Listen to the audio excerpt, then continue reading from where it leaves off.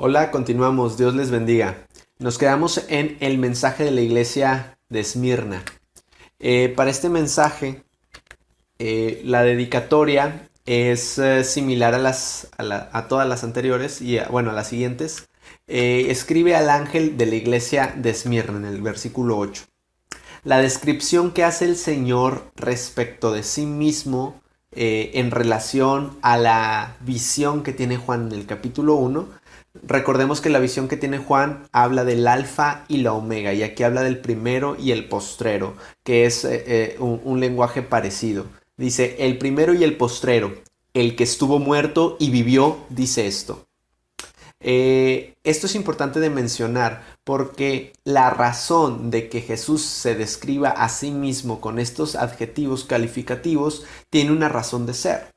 En inicio, el primero y el postrero, recordemos que Taf y Aleph son palabras, son letras de la composición gramatical hebrea que evocan la totalidad, la eternidad, la infinitud de Dios. De manera que cuando dice el primero y el postrero, o el alfa y el omega, o el principio y el fin, son expresiones que pretenden evocar la eternidad de Dios y la infinitud de Dios. Es que nuestro Señor es eterno y nuestro Señor es infinito. Pero hace otra mención aquí, dice, el que estuvo muerto y vivió. Esta expresión es sumamente importante en la iglesia de Esmirna. ¿Por qué? Porque implica que Cristo, el que vive y reina por los siglos de los siglos, a la diestra del Padre, estuvo muerto, murió, experimentó la muerte, experimentó el sepulcro y dice que murió pero vive. Entonces este Cristo conquistando la muerte, y la expresión primero y postrero, que es este Cristo conquistando a la muerte, que es eterno y que es infinito, es importante para la iglesia de Esmirna, porque la iglesia de Esmirna es una iglesia que estaba experimentando persecución. Y es una iglesia que se enfrenta al martirio y se enfrenta a la muerte y se enfrenta a tener que morir por no negar a Cristo Jesús. De manera que es una palabra de aliento para la iglesia. Iglesia, tú que te enfrentas a la muerte, tú que por no negarme vas a morir. Dice, yo, el que vencí a la muerte, el que vivo a pesar del sepulcro, el que es eterno y el que es infinito, yo te digo esto. De manera que estas palabras del Señor para la iglesia de Esmirna son un bálsamo que bendicen su corazón. Esta es la descripción del Señor. Aprobación. En el versículo 9 encontramos la aprobación a la iglesia y le dice Cristo a la iglesia, yo conozco tus obras y tu tribulación y tu pobreza, pero tú eres rico. Y la blasfemia de los que se dicen ser judíos y no lo son, sino sinagoga de Satanás. Aquí hay tres cosas interesantes. Una, habla de la tribulación, habla de la opresión que experimentaban los cristianos en la ciudad de Esmirna. Como mención, Esmirna era una ciudad cosmopolita llena de actividad comercial y era preeminentemente, eh, digámosle, era preeminentemente opositora a la actividad cristiana. Era una iglesia, perdón, era una ciudad muy próspera, de manera que la gente en Esmirna era acomodada económicamente. Esmirna era considerada una ciudad rica, acaudalada, adinerada, y es irónico que la iglesia de Esmirna no sea una iglesia rica, sino una iglesia pobre. De hecho, se expresa la pobreza de los cristianos de Esmirna porque muy probablemente por la situación de opresión y de rechazo que experimentaban los cristianos en esta ciudad, se les negaran oportunidades de empleo, oportunidades de trabajo, de subsistir. Seguramente sería más complicado para un cristiano conseguir alimento que para algún otro pagano. Entonces, la iglesia experimentaba una crisis, una situación económica precaria, pobreza. Es por eso que Cristo aquí hace esta mención y le dice, yo conozco tu pobreza. que batallas para alimentarte, que batallas para conseguir sustento, dice, pero le dice Cristo, pero tú eres rico, porque a pesar de no tener con qué comer muchas veces, o a pesar de experimentar carestías, dice, tú eres rico por el mensaje y la palabra que tú has conservado íntegro, íntegro en su corazón. Era una iglesia pura espiritualmente. Y lo vamos a ver en el siguiente punto, que es la denuncia. Vemos que esta iglesia es una iglesia, es la única iglesia de las del Apocalipsis que no tienen denuncia. En todas Cristo denuncia algún acto pecaminoso, alguna falta de amor, alguna tibieza espiritual, pero aquí no hay denuncia alguna. Era una iglesia sincera y sencilla de corazón al Señor. Y es por eso que el Señor le dice, ok, eres pobre económicamente, pero espiritualmente eres rico. Entonces, habla también de la blasfemia de los que se dicen ser judíos y no lo son, sino sinagoga de Satanás. Es muy probable que esta expresión de la blasfemia de los que se dicen ser judíos, muy seguramente eran prosélitos judaizantes o incluso quizás judíos que pregonaban la adición a las normas judaicas de los cristianos. Es decir, que los cristianos tenían que apegarse a las costumbres judías.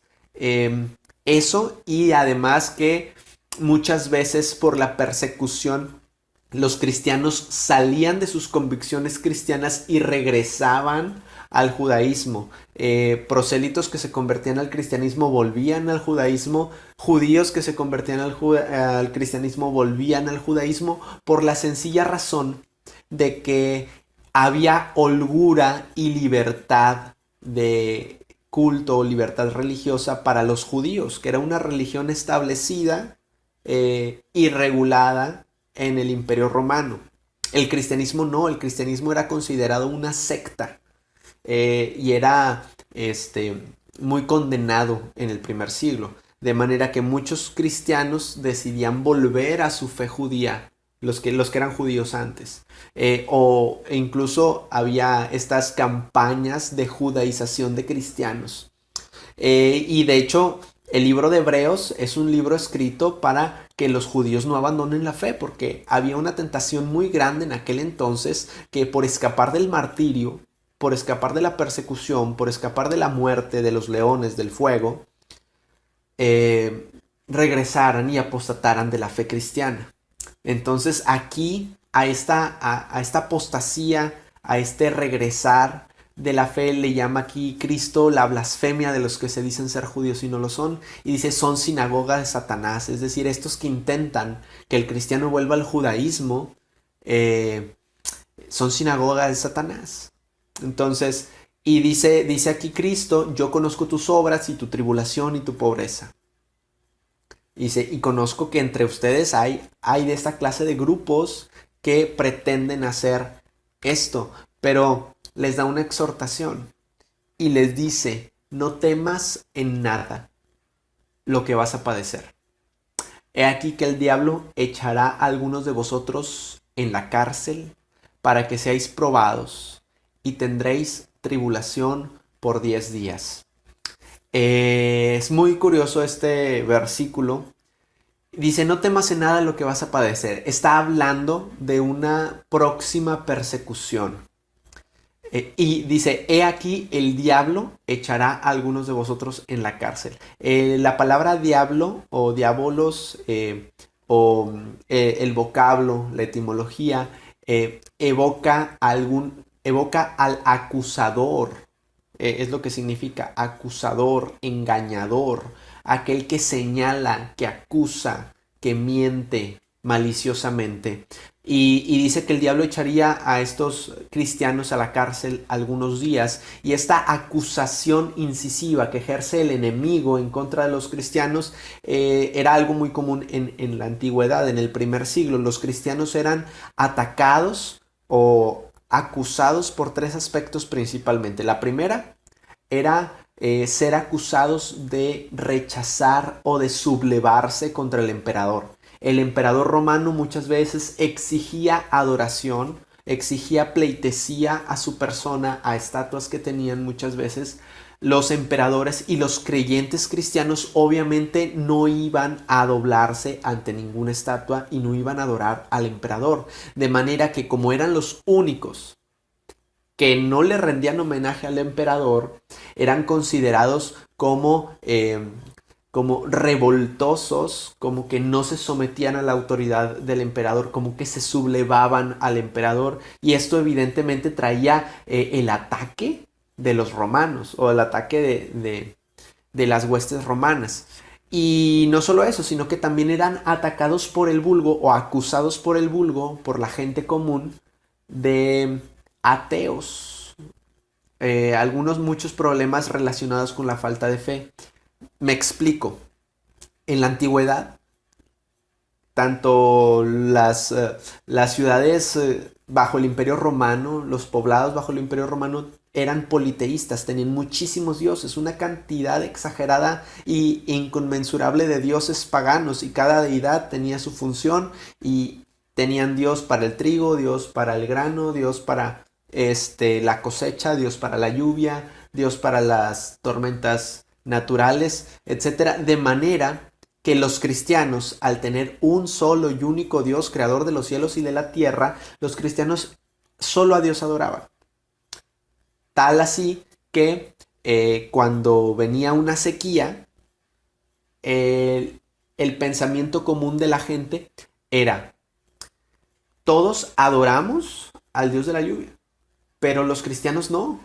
Los cristianos no adoran al Dios de la lluvia. Entonces, si el Dios de la lluvia se enoja con nosotros y hace que no llueva, es culpa de los cristianos porque ellos no lo están adorando. De manera que catástrofes locales como sequías, como hambrunas, como guerras, como pestes, se las atribuían a los cristianos por no querer disminuir la ira de esos dioses paganos. Entonces las calamidades que sucedían en el mundo antiguo se las atribuían a los cristianos. Es culpa de los cristianos que no llueva porque ellos no adoran al Dios de la lluvia. Entonces se ganaron este diablo acusador, esta acusación maliciosa que se hacía de los cristianos, hacía que se les detestara. Eso, y que también eran acusados de inmorales, porque las reuniones cristianas eran, digamos, muy reservadas. La gente común no asistía a los servicios cristianos porque los servicios cristianos eran estigmatizados. Y los cristianos tampoco dejaban entrar a cualquier persona porque había persecución. Quizás quien invitaron a la iglesia era un perseguidor y los lastimaba a todos. Entonces eran muy cuidadosos, y los servicios cristianos, la gente común no sabía qué ocurrían. No sabía qué hacían los cristianos, no sabían cómo era su liturgia, su forma de llevar la vida espiritual, la religión. No conocían. Entonces, en esa ignorancia, la gente se imaginaba que esa secta de cristianos, que solo Dios sabrá qué hacen, muy seguramente cometen actos inmorales. Entonces la gente, con una imaginación muy creativa y muy caída, se imaginaban las peores atrocidades inmorales sexuales que les pudieran atravesar la mente. De manera que acusaban a los cristianos de estas tres cosas: de sublevarse contra el emperador, de todas las catástrofes por no tener fe en esos dioses paganos, y de actos inmorales o de una inmoralidad exacerbada. Entonces, de manera que esta nebulosa, este universo de acusaciones provocó eh, em, una búsqueda, un ataque contra los cristianos en la iglesia de Esmirna. Y les dice aquí el texto: para que sean probados y tendréis tribulación por 10 días. Hay muchas interpretaciones acerca de esta tribulación por 10 días. Hay quienes alegorizan el texto, y es alegorizar el texto, decir que cada uno de estos días de persecución es una persecución de algún emperador. Se dice que estos 10 días son 10 emperadores. Bueno, esta es una alegorización del texto. Lo más sensato a pegarse al texto de manera literal y pensar en estos 10 días como una un periodo literal de persecución que experimentarían los cristianos de la iglesia de Esmirna en aquel tiempo. Entonces, debemos de reconocer que el interpretar esos 10 días como 10 emperadores es alegorizar el texto y realmente nos mete en mayores problemas hermenéuticos, explicar otras cosas si empezamos a alegorizar este texto. Además que esa forma de alegorización encaja muy bien en la escuela de interpretación histórica. Quiere decir que no es que Apocalipsis sea profecía, sino que está describiendo las cosas que ocurrían en ese tiempo. De manera que no va por ahí. La descripción de las escuelas de interpretación la podemos observar en el video introductorio de esta serie de videos de Apocalipsis. ¿Ok? Entonces, esta es la exhortación. Venía persecución para la iglesia de Esmirna y Cristo les dice: pacientes, no teman lo que van a padecer. El diablo los va a acusar, van a ser echados en la cárcel, van a ser probados, pero no deben de temer. Y dice, no hay advertencia de disciplina. ¿Por qué no hay advertencia de disciplina? Pues porque no hay denuncia. No hay una censura que haga el Señor a esa iglesia. Como no hay una censura, tampoco hay una advertencia de disciplina. Ahora, la promesa del Señor sí está interesante, es muy nutrida. Dice, sé fiel hasta la muerte y yo te daré la corona de la vida. Muy curioso esto que dice, sé fiel hasta la muerte. El vocablo griego que se utiliza para ser fiel hasta la muerte, más bien se traduciría como continúa siendo fiel hasta la muerte. Habla de que los creyentes de la iglesia de Esmirna habían vivido toda su vida en fidelidad a Dios y que llevarían esa fidelidad al extremo de estar dispuestos a experimentar la muerte, una muerte violenta, una muerte sanguinaria y dolorosa, por tal de no fallar al Señor en ese momento. De manera que Cristo promete que a cualquiera que sea fiel hasta la muerte le daría la corona de la vida. Ahora, esta corona de la vida se relaciona con las coronas de laureles. El vocablo evoca eso, estéfanos es la palabra, estéfanos, y evoca a las coronas de laureles que se les colocaban en las cabezas a los competidores olímpicos cuando ganaban alguna carrera, alguna competición, y eran condecorados como un honor haber ganado, ser el victorioso de tal carrera, de tal competición. De manera que esta corona de la vida viene siendo un reconocimiento o una recompensa distinta de la vida eterna. La vida eterna es para todos los creyentes. La vida eterna todos la vamos a recibir.